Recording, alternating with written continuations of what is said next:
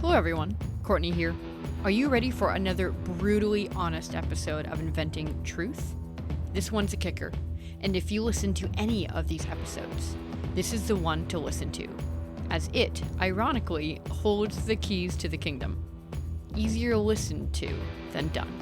This episode holds an honest truth that holds so much power, yet almost no one takes it up, or even understands its power. Welcome to episode number 55. Let's get into it. Where inventing, passion, and hard work intersect.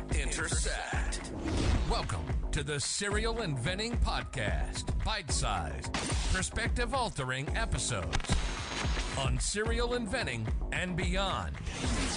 From motivating key tips on product licensing to obstacle-busting conversations on transitioning to a full-time serial product developer. Buckle your seatbelt, because you're in for a ride.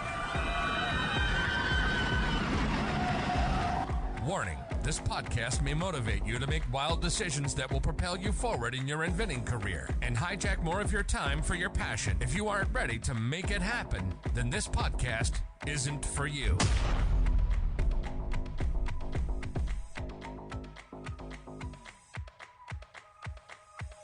So, the keys to the kingdom, you say?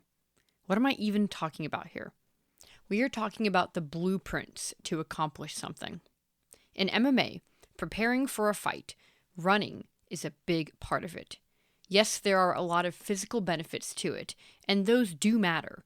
But what matters even more is the mental battle, especially if you hate running.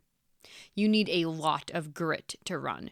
It's uncomfortable, long, sometimes painful, and continues every day. The amount of mental strength and fortitude needed to have that level of consistency is huge, but also imperative.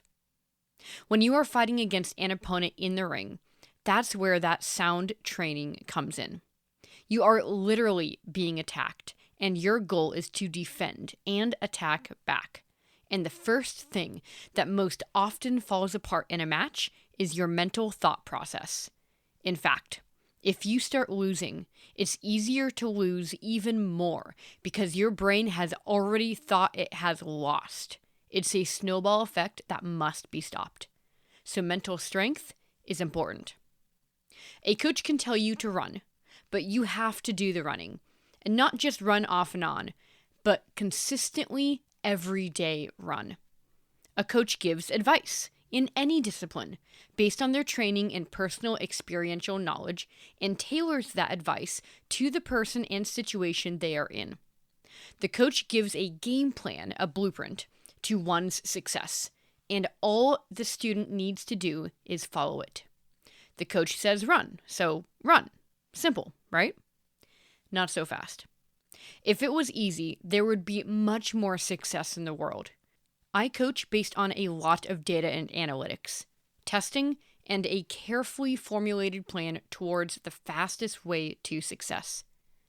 As long as the coach is in clear understanding of the student's goals, we should be off to the races. However, so much more tends to happen in between the blueprint and the end goal. Excuses, horrible life situations, exciting life changes, other hobbies, family, jobs, and other things in people's lives get in the way. I taught baby sign language for 6 years, and there's one huge thing I took away from that job. When you are learning something, it is better to incorporate it into your life instead of block out an hour or so each week to work on that skill. If you add it into your lifestyle instead of set time aside, you will be much more successful at it faster. Now, you can't do that with everything, but you can do that with a lot of things. And if you can't surf every day because of your job or location, you can practice balance at home. Listen to surfing podcasts and join online surfing communities for surfing tips. Most things that we learn, once again, start in the brain, in the mind, not physically. Most of the problems we face while learning start up there, not in our body, and we don't need to be anywhere in particular to be able to work on that. The problem is that we start to segregate and assume that if we can't do the entire thing right now, like surf, then we just can't do it at all. And then we try to find the perfect time to do it, and then we don't do it at all, ever. And it, and our dreams for that matter, dissipate into thin air.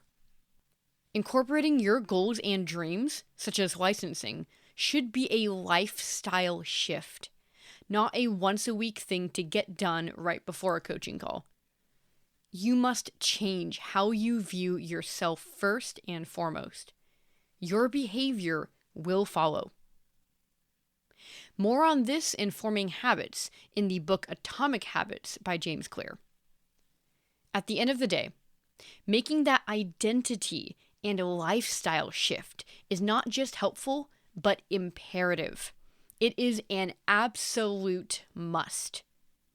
As a licensing coach of over 4 years, I can say that those who are successful do this.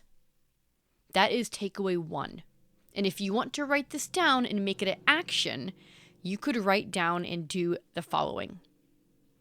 Come up with 10 different ways you can incorporate product licensing into your lifestyle, or any dream you have for that matter.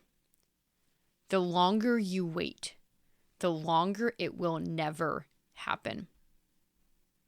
And now we come down to takeaway 2. When you have a coach, a blueprint, a plan for the quickest way to success is created. It is formed. Now is not the time to remake the wheel, especially when money is involved. After all, you also won't have your coach forever. And when you don't, you have the ability to test and to make mistakes and learn and grow from them and try new things, which is a fun but also trying and somewhat frustrating experience. But you do get a lot of flexibility with that. And when you have a coach, you have an expert in your corner with a blueprint. If you follow it, your success will come so much faster. After all, that is their and my job. Now, with all of that said, I can tell you that about 80% of people will not follow that blueprint. To me, that is an insanely wild statistic.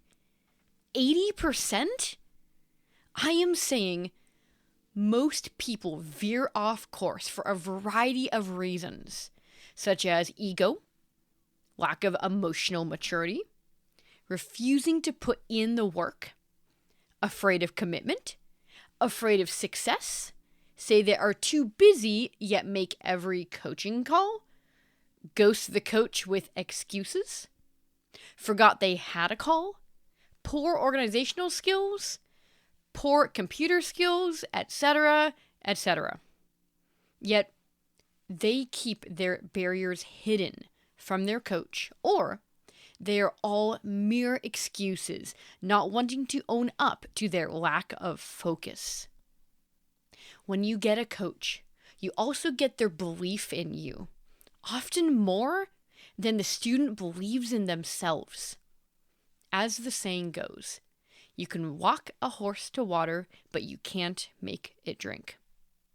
And it is so frustrating to be a coach and have students not following the blueprint we created and put our hearts and souls into for the student. They paid the money. They said they were committed, yet they didn't run. And then they lose their MMA fight.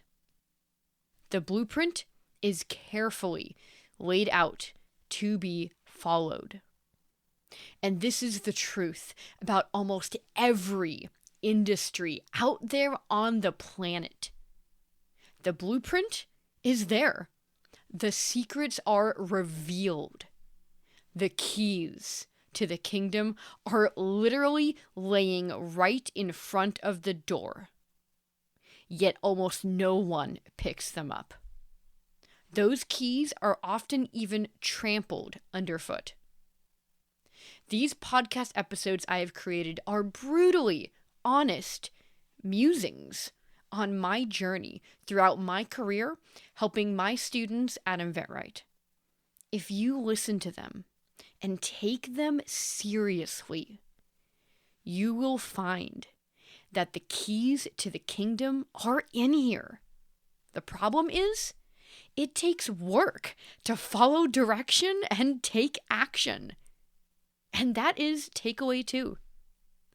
Following the blueprint will lead you to success the fastest and will be the path of least resistance. Lack of success in the world is rarely based on a lack of resources, information, or knowledge in almost every class, location, and industry. In fact, most resources are not even gatekept behind a paywall. Lack of success is based on a lack of action. You take action, you follow a blueprint, and you win. You will literally win. Thanks for tuning in and taking a few bites with me today. And remember, serial inventors don't make excuses. They make it happen. See you soon.